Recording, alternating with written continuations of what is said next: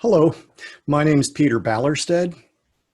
I'm grateful for the opportunity to speak with you, and I surely wish I could be doing this in person and have a chance for the interaction that I always value at the Low Carb USA events. My title today is When is Protein Not Protein? If anyone's confused, puzzled by that, I hope you'll understand what I mean by the time I get done. For those who don't know me, I am an advocate for therapeutic carbohydrate reduction and ruminant animal agriculture. I've worked in forage agriculture for most of my adult life, and I currently work for a forage seed company, although I'm not in any way representing that company today. My training is in forage agronomy, production and utilization, and ruminant nutrition minor. So that's my background. That's my outlook, perspective on things. I've been following something of a low carb ketogenic diet since 2007, to give you some sense. Apparently, Abraham Lincoln liked to tell folksy stories to make a point that the audience could then understand. And I think he's got one that would be completely appropriate to folks involved in human nutrition. It goes something like this. A man asked a boy, "How many legs would your calf have if I called its tail a leg?" The boy thought for a moment and said, 5. And the man replied, "No, calling the tail a leg would not make it a leg." I really think this has a lot of application to human nutrition these days. But I can hear people saying, "What do you know? You're just a forage agronomist." Well, as a ruminant nutritionist, I know a few things that sometimes surprise me that more people don't know. For instance, if you look at a food label or in a table of food nutrition values, and you see this value protein 3 grams listed, it's actually not protein. Now, I've explained that to some very intelligent people and gotten a look that sometimes looks like this. So with that in mind, I thought it would be valuable to give a presentation on this subject and then tie in some other topics that I think would be impacted by a greater understanding of this and of protein value. My objectives today are that by the time I get done, you'll understand the difference between crude protein and true protein, that you'll have an appreciation of the current status of humanity's protein supply and what future demands will be, what safe levels of dietary protein intake are, understand some methods of protein quality estimation and how they impact this conversation, and the fact that processing has an effect on the digestibility of essential amino acids in plant source foods and animal source foods and how that differs between the two, as well as the environmental footprint of protein production once we account for these pieces of information. So let's get started with crude protein. Crude protein is not the same thing as true protein, and what you see listed as protein on a label or in most food tables is in fact crude protein. Now, crude protein is a valid estimate of feed quality, certainly, and food quality. So long as we understand what its limitations are, it actually is the total nitrogen content in a sample multiplied by 6.25. This is based on the assumption that all the nitrogen that was in that sample was in protein, and all that protein was 16% nitrogen. Now, we understand at a deep level that there are some limitations. Some proteins contain more or less than 16% nitrogen. Different foodstuffs can contain varying amounts of what we call non-protein nitrogen, and that the difference between crude protein and true protein is greater in plant source foods than in animal source foods. And therefore, comparing them as if they're equivalent is problematic. And that true protein from animal source foods in fact contains a higher proportion of what we've called nutritionally essential amino acids than plant source foods. Well, there's an important thing to talk about there in a little bit, but with that as background, when we start to look at things like the per capita daily protein supply for humanity, this is Food and Agriculture Organization data, and we look over the last 50 plus years, we can see that despite doubling the number of humans, more than actually, we have in fact increased the per capita daily protein supply. So that's a good thing. It's especially good where we've made significant progress in increasing the animal source protein supply. Unfortunately, we need to keep in mind that we're treating this crude protein and calling it protein, and we're treating plant source food and animal source food protein as if they're equivalent. So we're just stacking them one on the other and we're coming up with a total. And we have a challenge coming at us. While we've been able to meet the demands and in fact, well, while we've been able to increase the supply, maybe meeting the demands would be a little bit generous at this point. Over the last 50 years, over the next 30 years, we're projected to have another 2 billion people. And that's going to require, some estimate, a doubling of food production and an increased demand by 2/3 for animal source protein. And of course, we're not going to have more agricultural land to do that on. So these are some significant challenges and need to be part of whatever we propose as solutions. But I would suggest that understanding better human need for essential amino acids will help us make better choices and decisions going forward. So back to this FAO data, I'll just now focus on the 2013 for clarity. I will make the point that this is per capita daily crude protein supply. And now we can wonder how it is that people come to say, as some do, that we're over consuming protein. Seems to me the only way you can say that is if you are talking in reference to RDA, the recommended daily allowance, at which I've represented here at 0.8 of a gram of protein per kilogram body weight, in this case for a 70 kilogram individual. And it looks here that every region is exceeding their RDA for protein. But then we have to ask, what does RDA mean?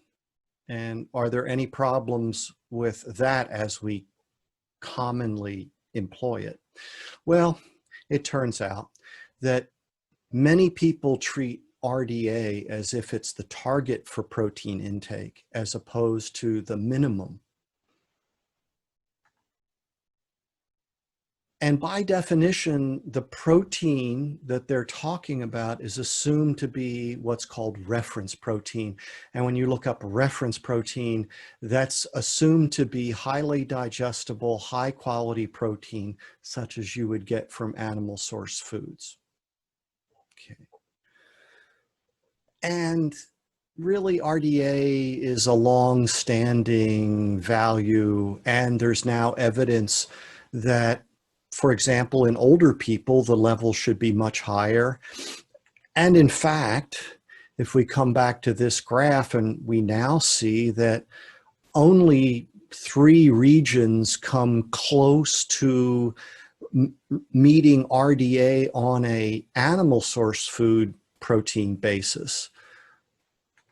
There's evidence that that target now should be more like 1.2 to 1.6 grams per kilogram, not the 0.8. And again, notice it's high quality protein. Okay, so now when we look at that, the picture looks a little different when we contemplate overconsumption of protein. Same data, same target ranges, but we've changed the scale a little bit because there is such a thing as the acceptable macronutrient distribution range. Now, it's a problem to talk about protein intake on a percent of calories basis. It just is not accurate to do that. But in any case, it's done, and it's a 10 to 35% of calorie range is considered appropriate. Even in the dietary guidelines, it's considered appropriate. And if you go through the calculations for that same individual at 2,300 calories, you get a tremendous range of potential for protein intake. And in fact, there's even something called the tolerable upper limit for protein intake at 3.5 grams per kilogram. Again, this is assumed to be high quality protein. And they also say things like for well-adapted, healthy individuals, which strikes me as kind of a weasel word, but even at that range, people say that that's safe. So we have a tremendous range of potential protein intake, well above the RDA, which ought to be treated as a minimum. And yet at the same time, we have people proposing a tremendous restriction in protein intake for various reasons that I won't spend too much time getting into. I'll just leave it there for people to contemplate. If someone says that humanity's diet ought to be plant-based, here's some information to state that it already is. The majority of protein in humanity's diet globally is coming from plant-sourced foods. Now, this is making no correction for the quality of that protein, which we've already established ought to be done. But there's some other things to look at here, not the least of which is that all of animal source foods provides less protein to humanity's protein supply than cereals. What else do you get with cereals? So we have reason to suspect that this plant-based sourcing of protein might be a significant problem and maybe playing a part in the global epidemic of metabolic illness. Some observations such as this, that the poorest 20% of the tropical population around the world, rice provides more protein per person than beans, meat, or milk.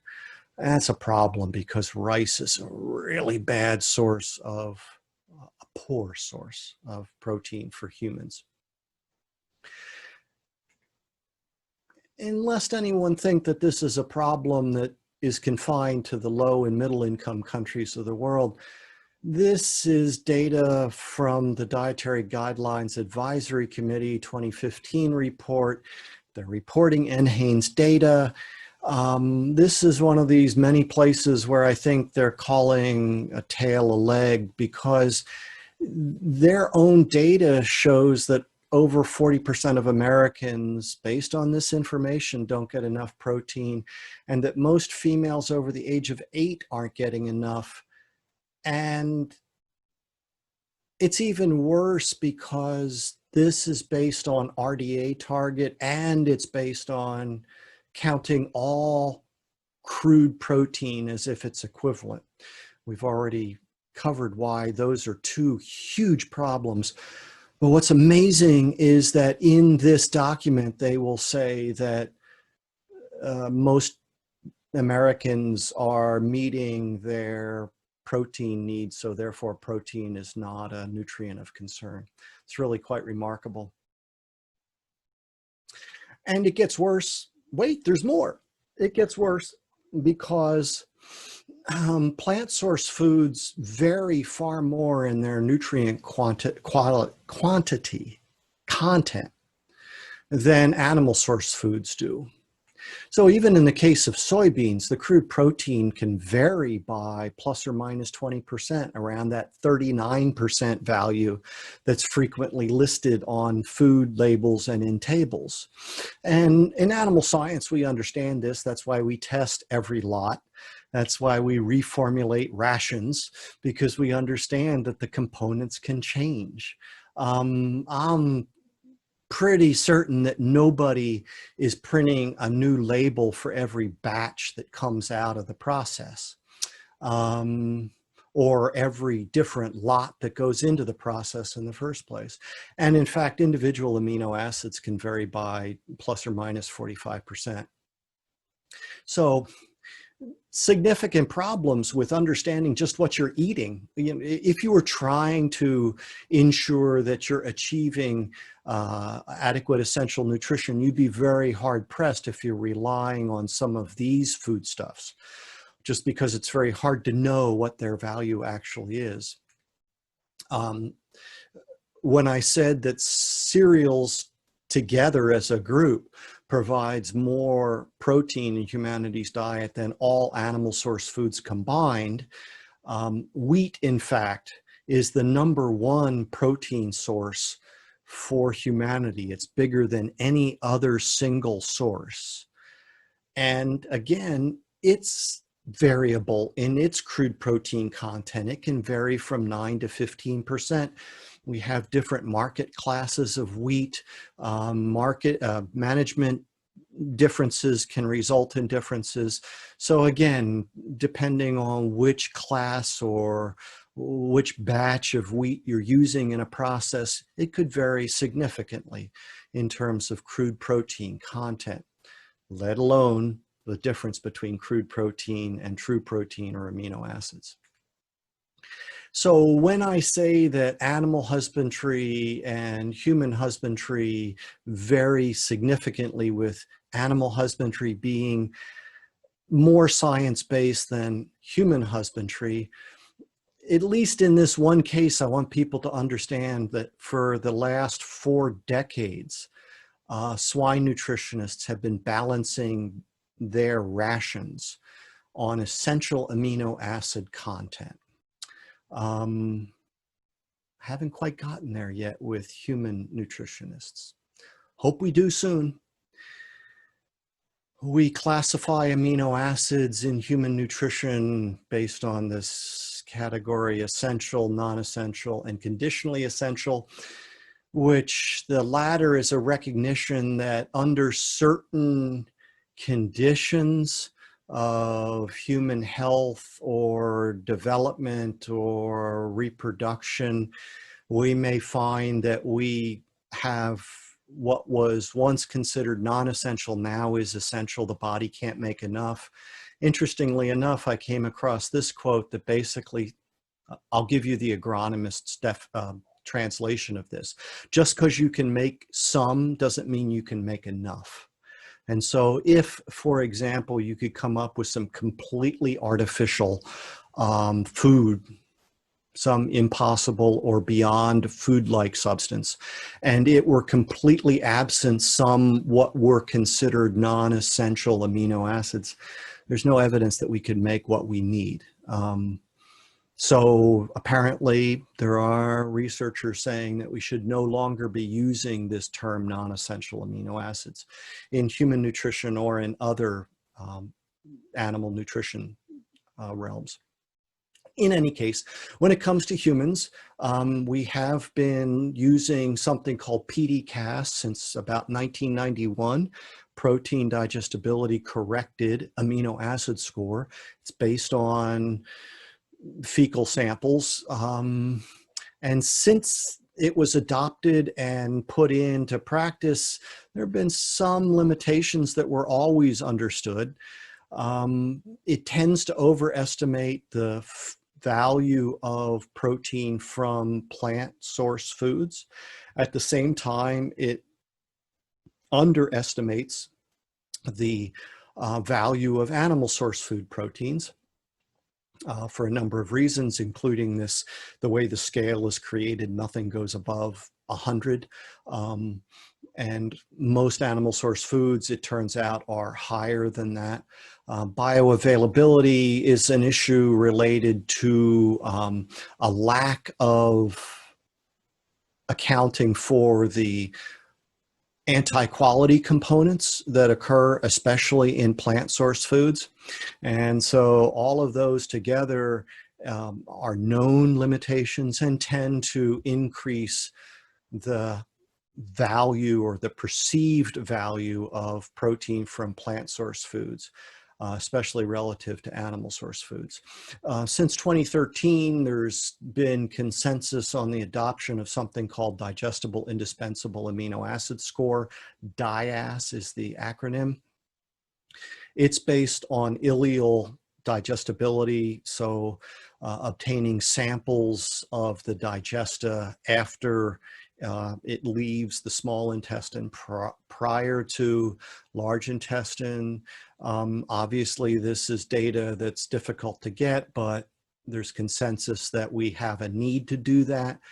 I argue that because we've been distracted by the nutritional epidemiology of chronic disease and the mythology about various human nutrition issues for the past half century, we've squandered resources with money and time that could have been used to better understand and quantify things like this. Hopefully going forward, we can get beyond that. But if we put this into practice, there are regulations about what you can say about various foods relative to them being protein sources, their quality. And so many people would consider these foods as being good sources of protein. However, even based on PD-CAS, almonds, sunflower seeds, and peanut butter do not qualify as a good source for claim on protein content. And when we then consider their DIAS values, only chickpeas qualify as a good source of protein. And that protein DIAS value is significantly lower than animal source food proteins. So as we gain more and more information, we can see this impact in label claims and things like that going forward. Hopefully public education and policy can catch up. Mentioned earlier how much of humanity's diet is supplied by wheat. 20% of humanity's diet globally is provided by wheat, which is bigger than any single animal source food group. And it's a really poor source of protein. You can see the DIAS values for different age groups. And as we age, we get marginally better at using it, but very few people munch on raw wheat berries. Usually they're processed into some other food. And when we process it, we actually make them worse. So that if we make whole wheat bread, for example, we decrease that by half.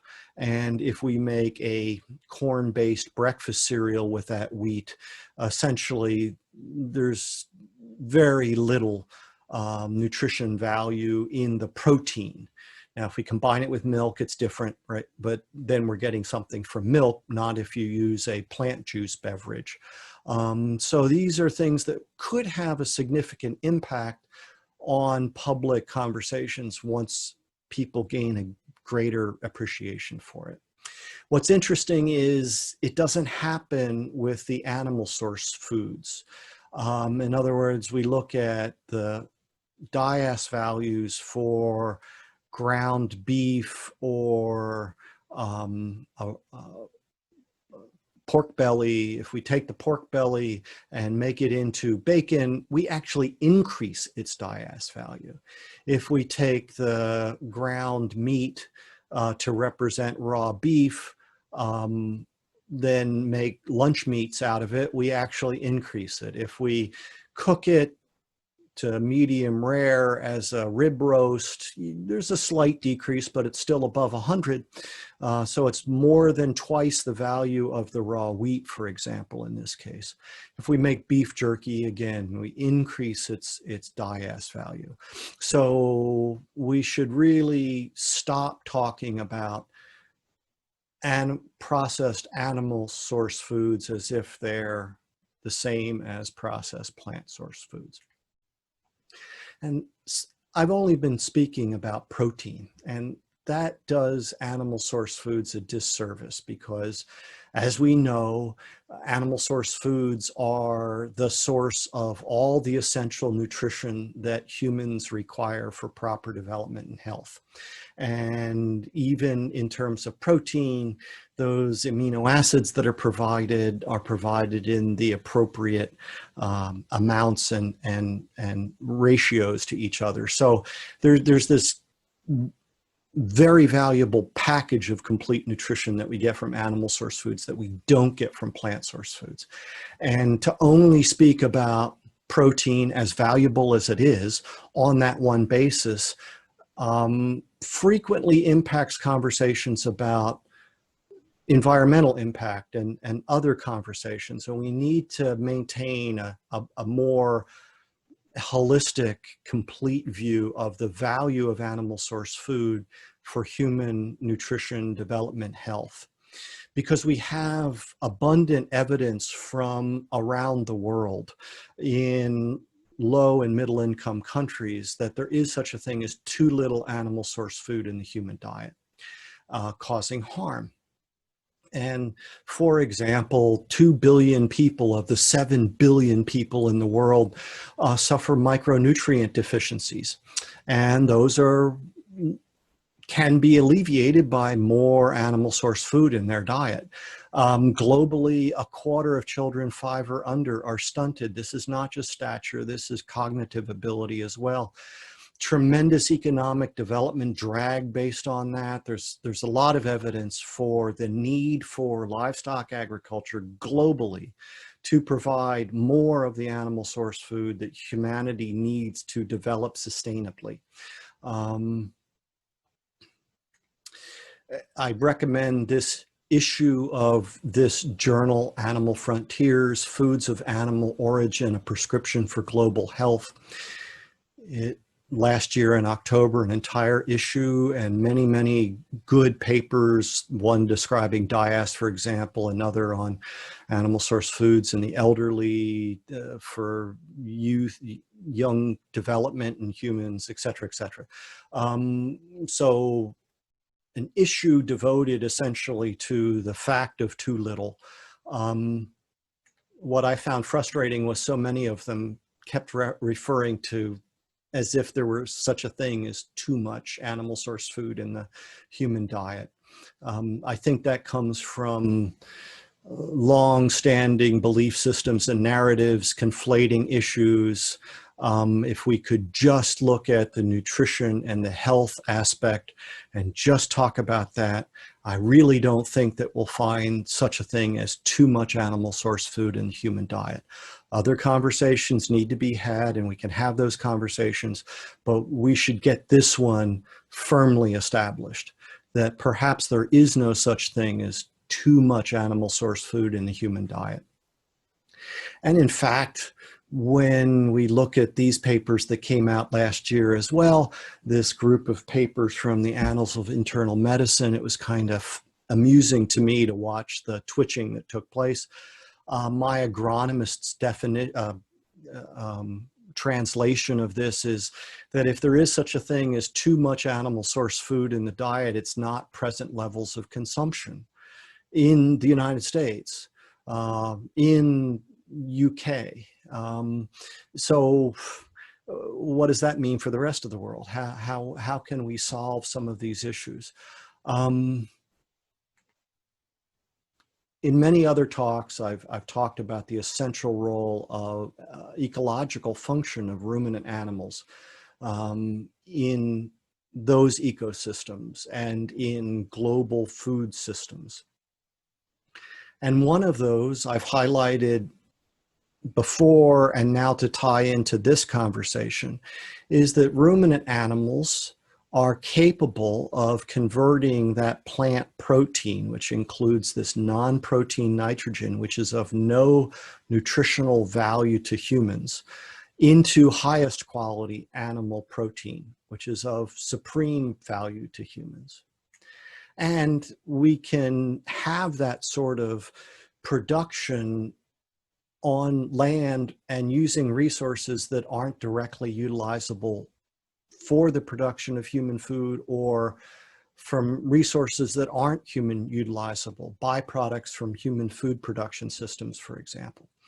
And thus these animals increase the quantity and quality of humanity's protein supply. So cattle and all other ruminants contribute directly to global food security.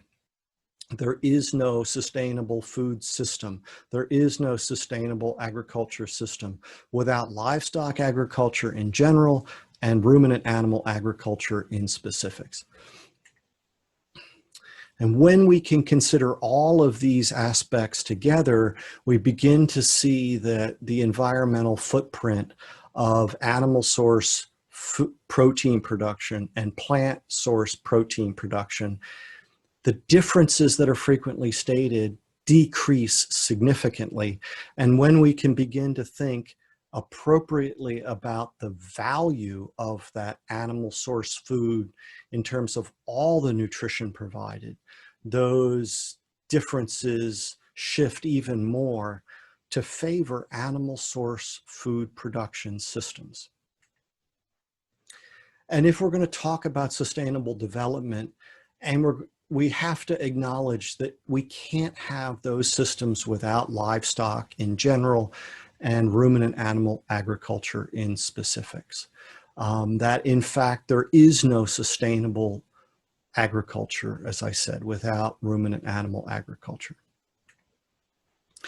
And just one more issue to highlight here, that our conversations about environmental impact haven't extended through the consumption of the food that's produced.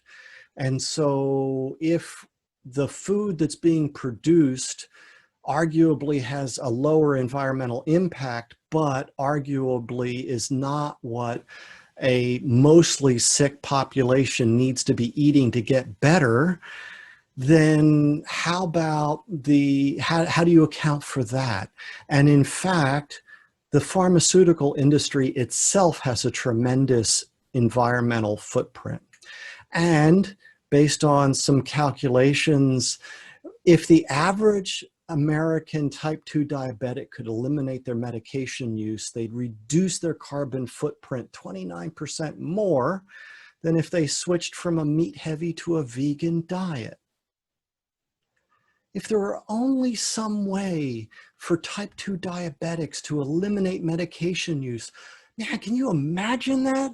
What might that be? What could possibly, yeah, all right.